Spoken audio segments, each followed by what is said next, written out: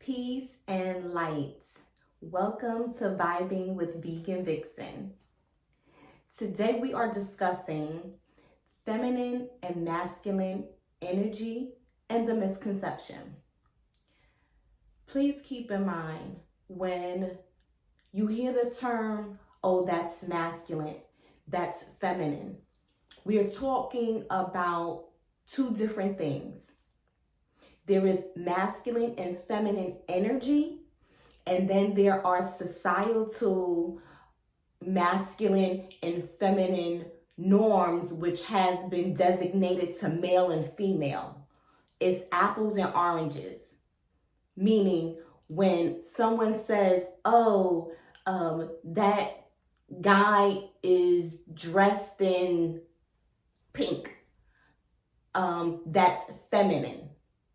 That is because society says, or certain people say, certain colors or certain styles are for men. That's what they have subscribed to it. That's completely different than when someone who is elevated or conscious and they say, or they're speaking of the feminine energy. It's not about a gender. It's not about a color. In fact, just because it has those words, feminine and masculine, it has nothing to do with male or female. We're simply discussing energies, and energies do not have gender. So, what are we talking about? And what is the purpose of me even speaking about this? The purpose in bringing this all up is for balance. It's for clear communication. It is to be able to pull and know how to use the energies for your wellness. It's all about you being well. And if we are, as a collective of human beings, trying to have a conversation, but we're talking about apples and oranges, but we're using the same words, it can get quite confusing. So I'm here to clear all of that up. Okay. Number one, feminine energy, divine feminine energy has to do with receiving. It has to do with being in the flow. It has to do with creativity. It has to do with working in the vibration and the frequency of Mother Nature. But please keep in mind that divine feminine energy has a spectrum, as well as it can be nurturing and receiving and loving and all those beautiful things. The spectrum of it is also a protective energy, much like Mother Earth. So the same way water can heal us, water has a destructive quality for the purpose of extreme cleansing, for the purpose or the reaction to what has already been done to the environment and things of that nature. So feminine energy can be both destructive and it can be both healing. So just keep that in mind. And these are basic and concrete understandings of the energy. It's really not about opinion, and it's really not about whether you agree, whether you like it or not. It is what it is. So let's move to the masculine, divine or sacred masculine energy. That is where, that has to do with logic. That has to do with analytics. That has to do with outward expressions. That has to do with the doing of work. Okay. So when someone is working in their masculine energy, they are thinking and strategizing. When someone is working in their divine feminine energy, they are more likely going with the flow, going within, and masculine energy is going on the outside. Okay. Versus when someone say that person is masculine or feminine, they're talking about social constructs at that point. Nothing to do with divine feminine and masculine energy. They're talking about the word feminine having to do with pertaining to a female. For example, back in the day, let's say in the 20s, for a woman to work outside of the home, that was considered a masculine attribute. Nowadays in 2023, that's normal. That's not a masculine thing because society doesn't see it that way any longer. Maybe back in the 90s, 1990s, for a man to have nail polish, that may have been considered a feminine trait. Nowadays in 2023, it's a form of expression. It's fashionable, it's artistic, or however.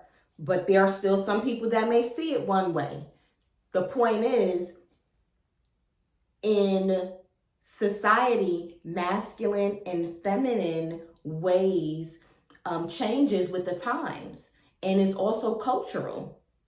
So keep in mind when you're saying a person is acting feminine or masculine, you should be descriptive in terms of, are you going by society or are you going by the energy of Mother Nature? And so how and why is that important? In the human experience, because we are spirit having a human experience, if you subscribe to that,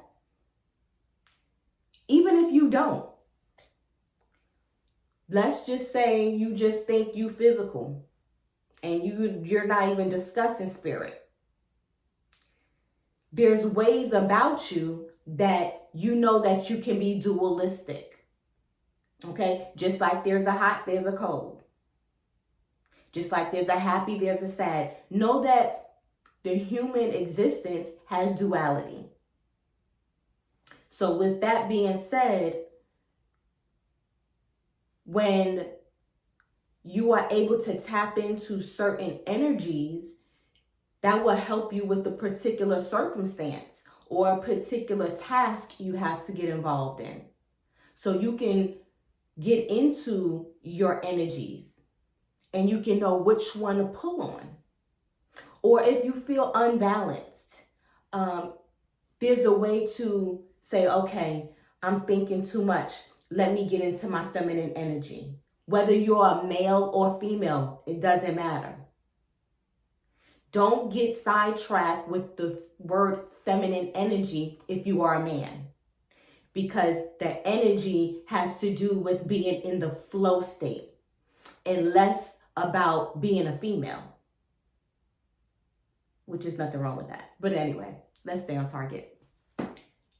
So being in the flow state is crucial because you want to maintain balance. Who wants to be stressed out in this world? It's easy to get stressed out. But when you in your feminine energy, you are allowing Mother Earth, you are allowing spirit to work its intelligence in the all-knowing and working everything in your favor. When you are in the masculine energy, you are task-driven, okay? And sometimes we need to be task-driven. Sometimes there's certain things that we want to bring forth is going to take some planning. is going to take some execution, and we need to be in our masculine energy. But either one of those energies, if they're out of balance for too long, then it can throw your human experience into a state where it's not well for you. And the bottom line is about your wellness. Okay? So, just so that we're on the same page, when you see a person dressing away, speaking away, having certain mannerisms, and you say they are being masculine or feminine, know that you are putting society constraints on them and opinions on them. That has nothing to do with spiritual, energetic, masculine or feminine energy, because those energies are nature energies.